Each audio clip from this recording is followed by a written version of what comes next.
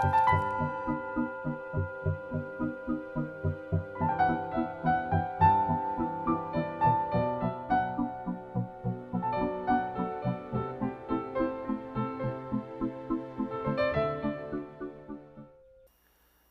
have a choice, and we have it 10, 100, 1,000, probably many, many thousands of times a day. And that choice is how to react, how we react. Our self, by its very nature is reactive. It's like a tight cluster of our likes and our dislikes, and also a lot of stuff that's less intense. We could just call it our druthers. And although the self is an actual part of us, it's certainly not the whole of us, and definitely not the boss of us, although many of us here may have forgotten that. The self is something most of us have to work around because it's not intelligent on its own. It's really like a dummy. And we're the ventriloquist because, believe it or not, we animate the self. We do it ourselves with our various attachments, and then we watch it dance. Because the self is not an entity, it's not a sentient being like we are, but acts like it is. The likes and our dislikes, bias and prejudice.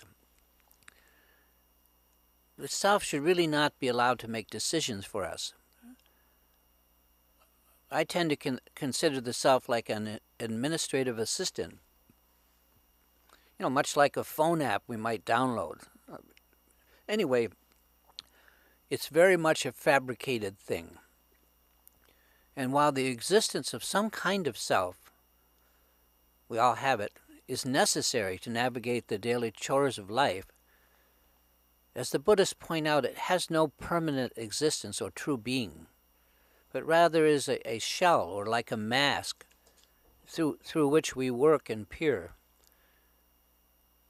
The self, which is the same pretty much as our personality, anyway, the bottom line is that we each have to be aware enough of the self so that it does not get in the way of what's really important to us, which is certainly not all of the petty likes and dislikes that comprise most of ourselves. If I had to pick one word to describe what the self is, that word would be reactive. The self, and check it out for yourself, no pun intended, or maybe pun intended, the self reacts to almost anything and everything, and it does this all day long. And those myriad of small reactions are like the aperture on a camera, opening and closing, opening to let things in we like, closing to keep out stuff that we think is not ourself.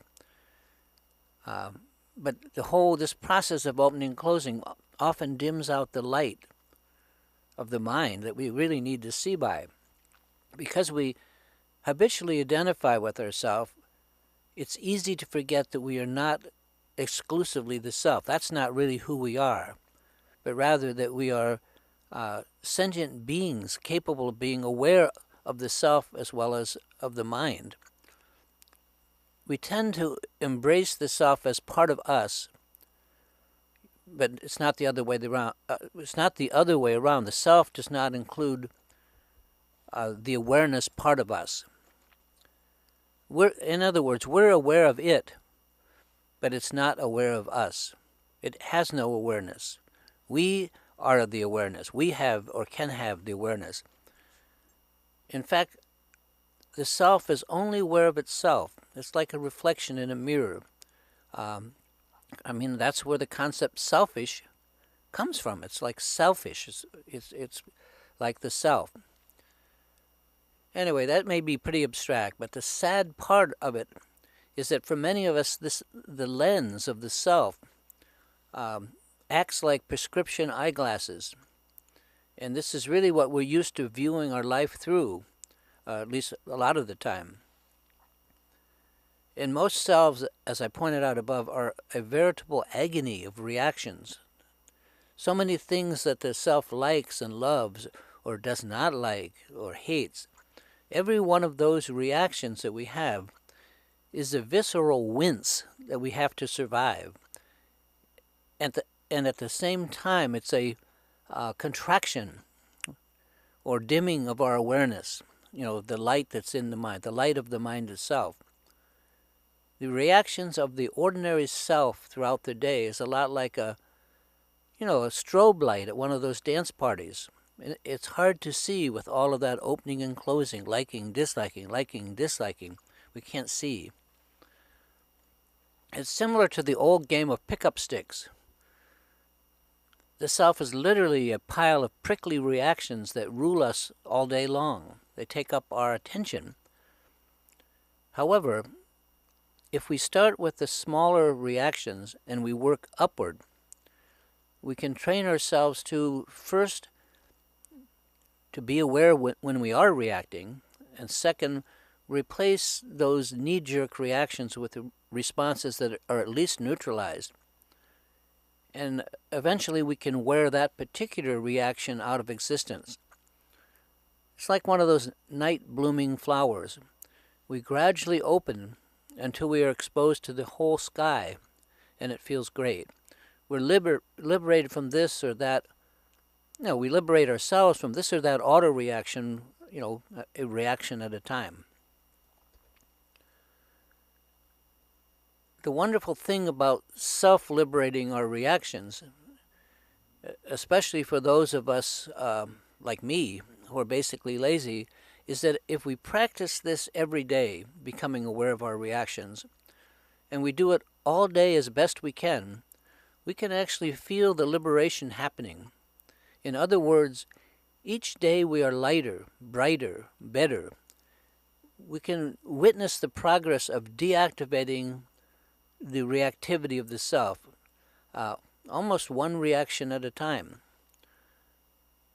Because our reactions come from once free energy that we had that was bound and embedded by our attachments, our likes and dislikes.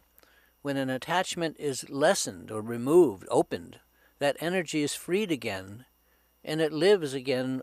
Literally, it walks the earth as we do because we are it. It's our awareness itself.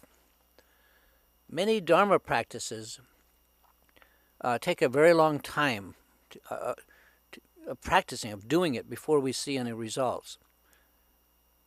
However, this reaction Tong-Len, which is the technique I'm describing here, is not one of those.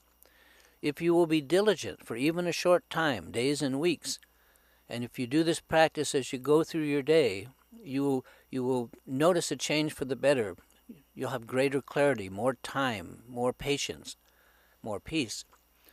As you clean up and begin to clear up reaction after reaction, and after you learn to respond especially to challenging reactions in a more skillful way, your energy level will just go up. You become increasingly aware, and the energy curve is an exponential curve, not a linear. It starts slow and it goes up rapidly. I don't know of any single beginning Dharma practice that is as natural, easy, and effective as this one. It just works.